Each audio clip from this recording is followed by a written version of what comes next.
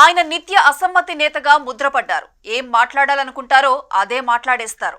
ఆయన దుందుడుకు మాటలే ఆయన రాజకీయ ఎదుగుదలకు బ్రేకులు వేస్తున్నాయట.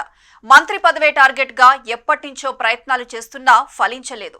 ఏకంగా సీఎంనే టార్గెట్ చేస్తున్నారు. దీంతో ఆయనకు మంత్రి పదవి దారులు మరింతగా మూసుకుపోతున్నాయా? అసలు ఆయన ధైర్యం ఏంటి? మీనాక్షి నటరాజన్ కూడా ఆయన వైఖరిని మార్చలేకపోతున్నారా? ఇంతకు ఎవరా నేత?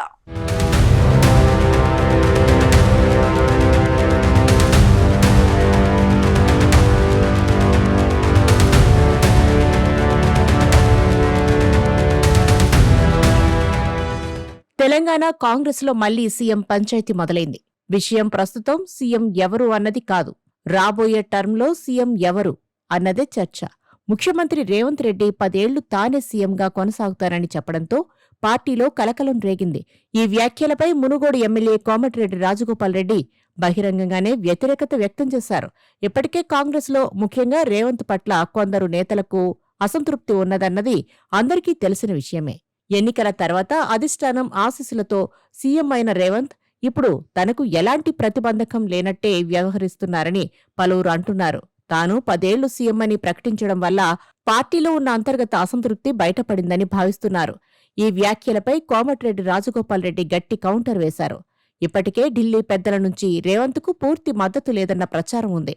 రాహుల్ గాంధీ అపాయింట్మెంట్ కూడా రేవంత్కు అంత ఈజీగా దొరకడం లేదన్న చర్చ నడుస్తోంది. ఇటీవలి మంత్రి మండలి విస్తరణలో రాజగోపాల్ రెడ్డికి చోటు దక్కకపోవడం కూడా రాజగోపాల్ రెడ్డి ఇలా రియాక్ట్ అవ్వడానికి కారణమై ఉండొచ్చని అంటున్నారు.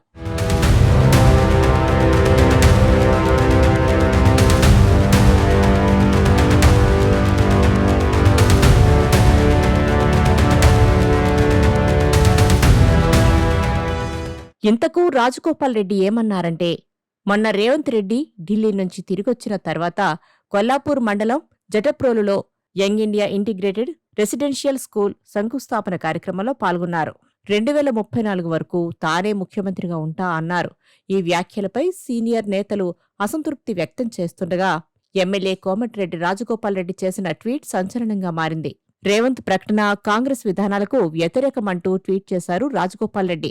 జాతీయ పార్టీ అయిన కాంగ్రెస్లో అధిష్టానం ఆదేశాల మేరకు ప్రజాస్వామ్యబద్ధంగా ముఖ్యమంత్రి ఎన్నిక ఉంటుందని, తెలంగాణ కాంగ్రెస్ను వ్యక్తిగత సామ్రాజ్యంగా మార్చుకునే ప్రయత్నాలను నికార్సైన కాంగ్రెస్ నాయకులు, కార్యకర్తలు సహించరు అంటూ పోస్టు చేశారు. ఇప్పుడు ఈ ట్వీట్ రాజకీయ వర్గాల్లో హాట్ టాపిక్గా మారింది.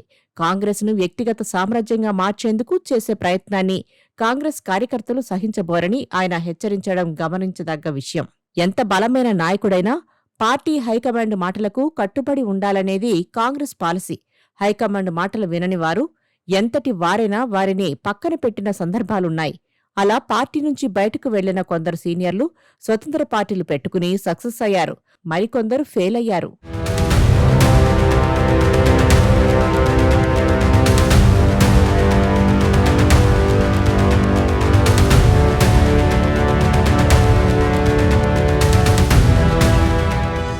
రాజగోపాల్ రెడ్డి మధ్యలో బీజేపీకి వెళ్లొచ్చారు. అయితే మంత్రి పదవి ఇస్తామన్న హామీ ఇచ్చే ఆయన్ను పార్టీలోకి మళ్లీ తీసుకున్నట్లు అప్పట్లో ప్రచారం జరిగింది. అసెంబ్లీ ఎన్నికలకు ముందు ఆయనకు హామీ ఇచ్చినా అది నెరవేరలేదు. ఆ అక్కసు లోపల పెట్టుకున్న రాజగోపాల్ రెడ్డి సమయం చూసి దాన్ని బయటపెట్టారనే చర్చలు గాంధీభవన్ వర్గాల్లో వినిపిస్తున్నాయి. 2004లో ఉమ్మడి ఆంధ్రప్రదేశ్లో కాంగ్రెస్ అధికారంలోకి వచ్చింది. అప్పుడు వైఎస్ రాజశేఖర్ రెడ్డి చేసిన పాదయాత్ర పార్టీకి పెద్ద ప్లస్ అయింది. దాంతో పార్టీ కూడా ఒక్క మాట లేకుండా ఆయనకే సీఎం పదవిని అప్పగించింది. ఆ ఎన్నికల్లో కాంగ్రెస్, బీఆర్ఎస్, లెఫ్ట్ పార్టీలతో కలిసి పొత్తు పెట్టుకుంది. తర్వాత సీఎం అయిన వైఎస్ ప్రభుత్వంపై, పార్టీపై గట్టి పట్టు సాధించారు. ఈ నమ్మకంతోనే 2009లో ఒంటరిగా పోటీ చేయాలని అధిష్టానాన్ని ఒప్పించి మళ్లీ విజయం సాధించారు. ఇతర రాష్ట్రాల కన్నా ఆంధ్రప్రదేశ్ నుంచి వచ్చిన ఎక్కువ ఎంపీ సీట్ల వల్లే కేంద్రంలో కాంగ్రెస్ మళ్లీ అధికారంలోకి వచ్చింది.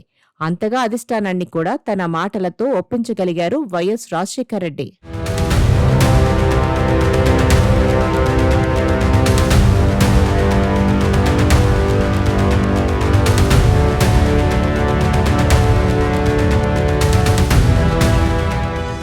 ఇటీవల ఎన్నికల తర్వాత కాంగ్రెస్ సీనియర్లను పక్కన పెట్టి రేవంత్ రెడ్డికి సీఎం పదవి ఇవ్వడం గురించి పార్టీలో ఇప్పటికీ చర్చ జరుగుతుంది. రాహుల్ గాంధీతో ఉన్న సంబంధాలే రేవంత్కి సీఎం ఛాన్స్ రావడానికి ప్రధాన కారణమని చెబుతారు.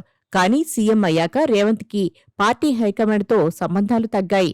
రాహుల్ గాంధీ అపాయింట్మెంట్ ఇవ్వడం లేదన్న ప్రచారం జోరుగా సాగుతోంది. రేవంత్ ఈ వదంతులను ఖండించినా ఆ వార్తలు ఆగడం లేదు. పార్టీ కంటే తానే గొప్ప అనే భావనతో ఉన్న నాయకులను కాంగ్రెస్ నాయకత్వం సహించదని గతంలో జరిగిన ఘటనలే ఉదాహరణగా నిలుస్తాయని రాజకీయ పరిశీలకులు చెబుతున్నారు. రేవంత్ రెడ్డి కూడా పార్టీలో అందరికంటే తానే గొప్ప అన్న భావనలో ఉన్నారన్న టాక్ వినిపిస్తోంది.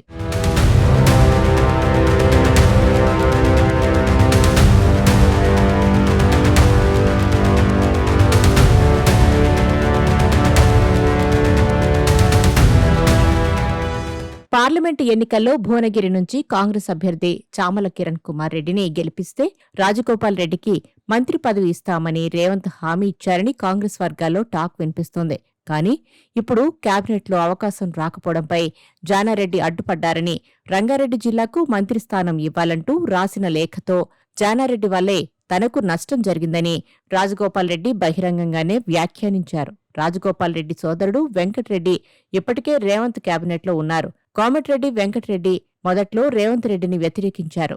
కొన్నాళ్లకు రేవంత్ రెడ్డిని సపోర్టు చేశారు. ప్రస్తుతం రేవంత్ రెడ్డితో వెంకట్రెడ్డి సఖ్యతగానే కనిపిస్తున్నారు. కానీ తమ్ముడు రాజగోపాల్ రెడ్డి మాత్రం రేవంత్ రెడ్డికి కౌంటర్లు వేస్తున్నారు.